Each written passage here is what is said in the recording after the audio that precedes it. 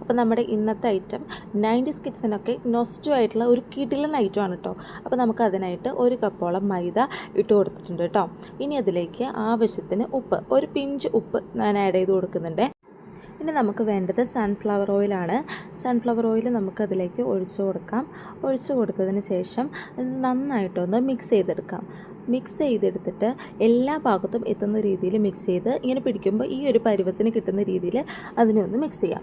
പിന്നെ നമുക്കതിലേക്ക് വെള്ളം ഒഴിച്ചിട്ട് നമുക്ക് ചപ്പാത്തിയൊക്കെ കുഴച്ചെടുക്കുന്ന രീതിയിൽ നല്ല സോഫ്റ്റായിട്ടൊന്ന് കുഴച്ചെടുക്കണം.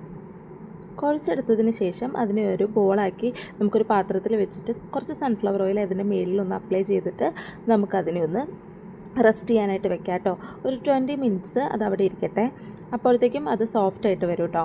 എന്നിട്ട് നമുക്ക് 20 മിനിറ്റ്സിന് ശേഷം അതെടുത്തിട്ട് ജസ്റ്റ് ഒന്നും കൂടി ഒന്ന് കുഴച്ചെടുക്കാം. എന്നിട്ട് നമുക്കതിനെ ചെറിയ ചെറിയ പീസുകളായിട്ട് എടുത്ത് നമുക്ക് ആ മിഠായിയുടെ ഒരു ഷേപ്പിലേക്ക് ആക്കിയെടുക്കാം കേട്ടോ.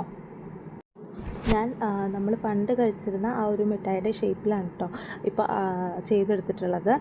ഇനി നമുക്ക് ബാക്കി അത് മുഴുവനായിട്ടും അങ്ങനെ ചെയ്തെടുക്കാം.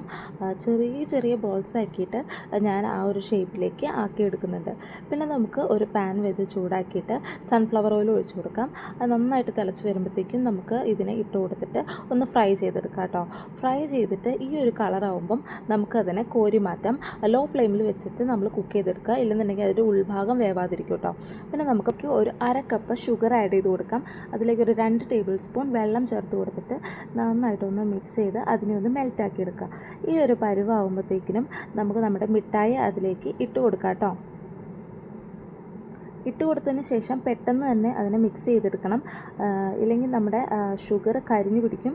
അപ്പോൾ ഷുഗർ കരിയുന്നതിന് മുന്നേ പെട്ടെന്ന് തന്നെ മിക്സ് ചെയ്തെടുത്തിട്ട് നമുക്കതിനെ ഒരു പ്ലേറ്റിലേക്ക് മാറ്റാം. പ്ലേറ്റിലേക്ക് മാറ്റി അത് ചൂടാറി വരുമ്പോൾ നമുക്ക് കൈകൊണ്ട് പിടിക്കാൻ പാകത്തിനാവുമ്പം നമുക്കതിനെ എടുത്ത് സെപ്പറേറ്റ് മാറ്റി വെക്കാം കേട്ടോ. ഇല്ലെങ്കിൽ അത് അതിലിരുന്നിട്ട് കട്ടയായി പോകും കേട്ടോ. ഈ ഒരു റെസിപ്പി നിങ്ങളും ട്രൈ ചെയ്ത് നോക്കിയിട്ട് നിങ്ങൾക്ക് ഇഷ്ടപ്പെട്ടിട്ടുണ്ടെങ്കിൽ നിങ്ങൾ കമൻറ്റ് ബോക്സിൽ അറിയിക്കണം കേട്ടോ. അപ്പം നമ്മുടെ ഇന്നത്തെ വീഡിയോ ഇത്രയേ ഉള്ളൂ. എൻ്റെ ചാനൽ സബ്സ്ക്രൈബ് ചെയ്യാത്തവർ ഒന്ന് സബ്സ്ക്രൈബ് ചെയ്യണേ. അപ്പോൾ അത്രയേ ഉള്ളൂ. അടുത്തൊരു വീഡിയോയിലേക്ക് കാണാം. ബൈ.